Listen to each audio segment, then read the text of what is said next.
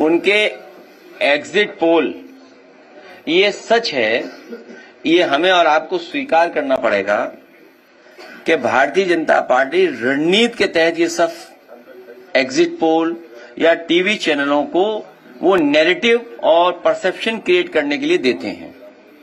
और ये बात भी छिपी नहीं है कि अगर चैनल्स को फंड न किया जाए तो चैनल्स नहीं चलेंगे, क्योंकि उनका प्रतिदिन का खर्चा बहुत है, महीने का खर्चा बहुत है, वो कैसे खर्चा निकलेगा।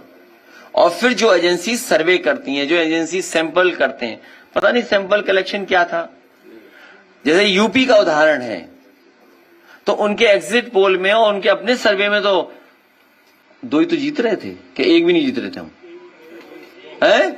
नहीं, 1 भी नहीं जीत रहे थे। अगर सही तरह से उनकी सुना जाए तो बीजेपी पूरी हरा रही थी, हमें 0 कर रही थी, याद कीजिए आप, याद कीजिए। और फिर क्या हुआ, उनको कितना बुरे हारे। और सच्चाई में कह रहा हूं, जिला अधिकारी उस समय का फर्काबाद का बेईमानी नहीं करता, बेईमान जिला अधिकारी था वो। मैं फिर कहता हूं, मैंने पहले भी कहा, फिर कहता हूं, चाहे वो कोर्ट चला जाए, कहीं संस्था में चला जाए, सुना है बड़ा जिला मिला है उसको उस बेईमानी की वजह से, लाठी चलवाई। और जब हम लोगों ने फोन करने की कोशिश की, बात करने के लिए, फोन भी नहीं कर रहे, सोचिए, कोई सुनने वाला नहीं था, और रिजल्ट बदल दिया। तो ये सब बेईमानी बीजेपी करती है, इसीलिए ये सब करवाया है। 2022 के चुनाव में बीजेपी के नेता सेंट्रल फोर्स लेकर के कन्नौज में जहां काउंटिंग हो रही थी वहां घुस गए थे और रिजल्ट बदल दिया। आप सेंट्रल फोर्स से कैसे लड़ लोगे बताओ? आप मुझे बताओ, कैसे लड़ लोगे? कोई लड़ सकता है फोर्स से? कोई लड़ सकता है सरकार से? तो ये जो एग्जिट पोल है, डिमोरलाइज करने के लिए है कि निराश हो जाए वर्कर। इसलिए हम लोगों ने कहा निराश नहीं होना है, मजबूती से खड़े रहो। इनकी चंडीगढ़ वाली चोरी सबने पकड़ी है, और सीसीटीवी और तमाम चैनलों पे और तमाम कैमरों पे इनकी चोरी लगातार पकड़ी जाती है, बेईमानी पकड़ी जाती है, इनकी हरकतें पकड़ी जाती हैं। तो बताओ, चंडीगढ़ में चोरी किसने नहीं देखी? बताओ, कोई चैनल बता देना देखा हो। सुप्रीम कोर्ट ने क्या कहा था? तो ये केवल भूमिका तैयार कर रहे हैं जिससे बेईमानी कर सकें।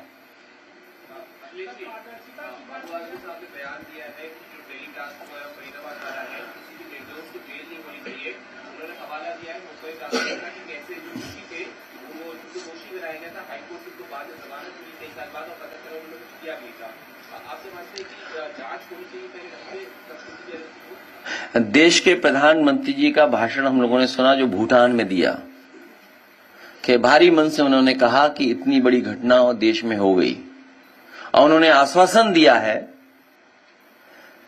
कि जो भी दोषी हैं उनके खिलाफ कार्रवाई होगी। सरकार जो दोषी लोग हैं उनके खिलाफ कार्रवाई करेगी।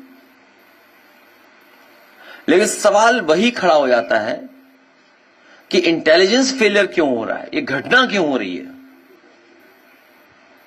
आज इतने सीसीटीवी हैं, कोई बता रहा था कि जो हमारा पड़ोसी देश है, हर चीज मैप्ड है उसके देश में, हर चीज मैप्ड है, हर चीज सीसीटीवी कैमरे पर है।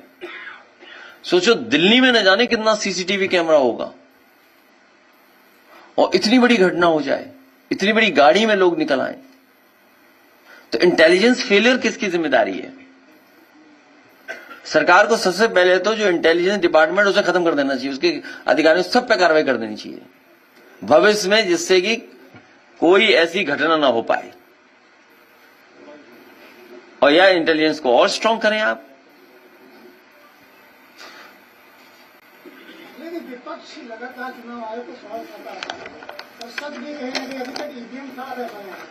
अभी आपने एक्सपोज किया फिरोजाबाद घटना, इससे पहले एक्सपोज किया होटल इसको भाई अपना सादा आ रहा है, नाम गया नहीं, ऐसे में कैसे मिलकर चुनाव नहीं कर सकता? इसीलिए कहा डरे नहीं, डटे रहें, डटे रहें, और जिम्मेदारी से हम लोग काम करेंगे।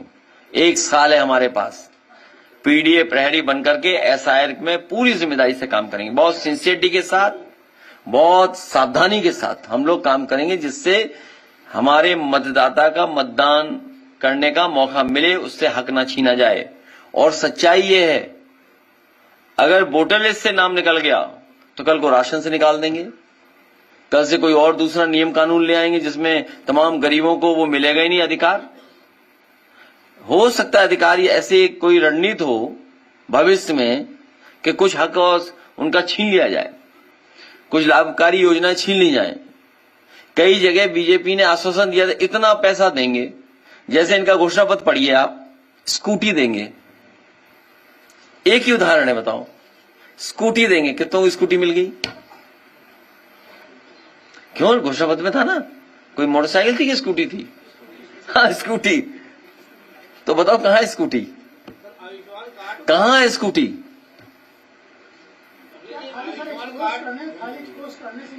केवल विपक्ष को और पूरी जनता को उस काम पे लगा दें। जनता सोच ही ना पाए कि महंगाई कितनी बढ़ गई, जनता सोच ही ना पाए कि वो उसकी बेटी या बहन परिवार में शादी या सोना खरीदना है, सामान ही न खरीद पाए।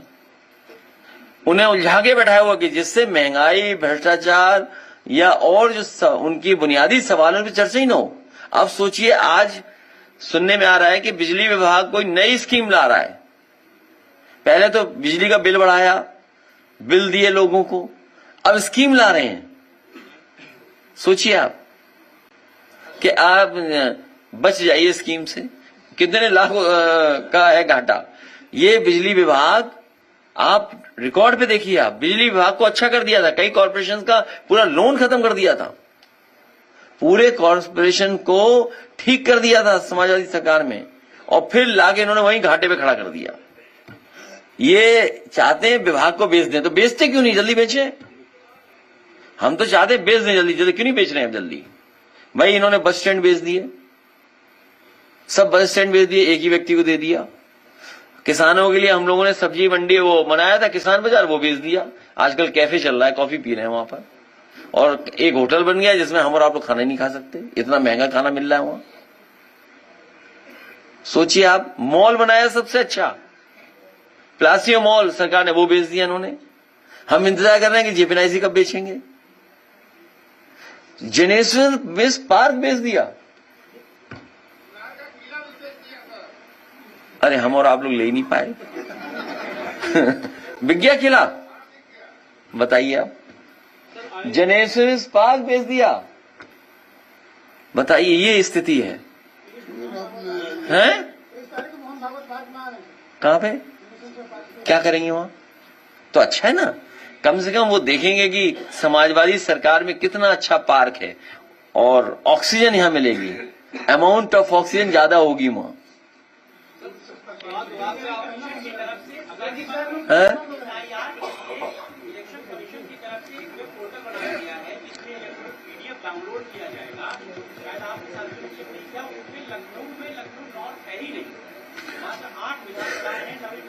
हाँ, बहुत सी गलतियां हैं, उनको हम लोग रेक्टिफाई करेंगे और लगातार शिकायत भी करेंगे। अब अलीगढ़ का इश्यू है, मान लीजिए, अलीगढ़ का तो वोटर लिस्ट ही नहीं है, क्या है, क्यों?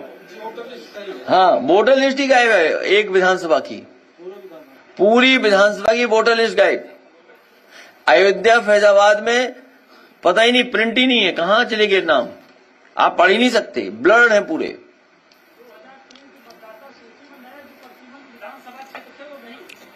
हाँ, तो 2003 के बाद ही तो डिलिमिटेशन हुआ है। तो ये एसआईआर जो हमारे आपके लिए हो रहा है, ये उलझाने के लिए है कि आप बैठे रहो, ये काम करते रहो कागज पेन उठा करके।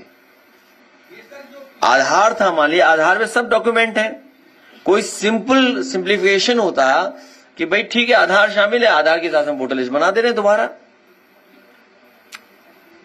अब मुश्किल तो ये बीजेपी वाले नकली आधार बना लेते हैं।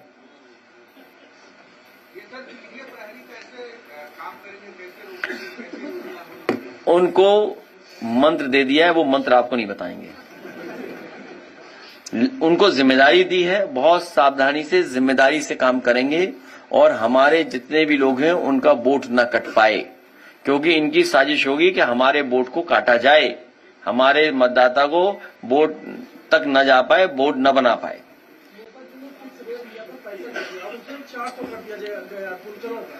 बुनकर भाई हमारे अर्थव्यवस्था को बहुत मजबूत बनाते हैं। अपने घर परिवार का जीवन यापन तो करते ही हैं, वहीं अर्थव्यवस्था को भी मजबूत बनाते हैं। उनको सुविधा देने का काम भविष्य में पुनः समाजवादी सरकार बनने पर किया जाएगा। आयुष्मान कार्ड की जो बात की जाती है, पूरा विभाग जो है आयुष्मान कार्ड को जो है उजागर कर रहा है, जहाँ बहुत अच्छा काम किया, मगर मेडिकल कॉलेज में ऐसे ऐसे लोग हैं जो आधार कार्ड ज्वाइन नहीं किया गया, वो बेचारे जो है प्राइवेट में जा रहे हैं।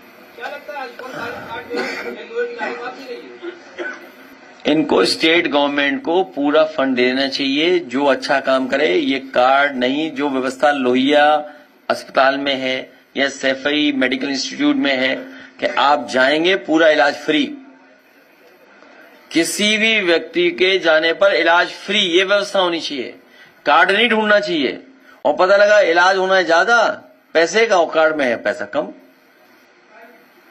ये किसी न किसी प्राइवेट कंपनी को लाभ पहुंचाने के लिए इस तरह की योजनाएं पॉलिसी लाई जाती हैं।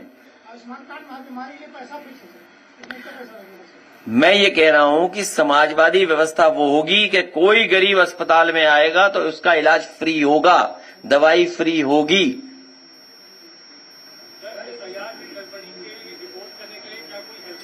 समाजवादी पार्टी की ऑफिस इस पे काम कर रही है। हमारे ऑफिस में जो नंबर्स हैं, हमारे जो लोग हैं, हमारे जो संगठन के लोग हैं, अभी कुछ दिन पहले विधायक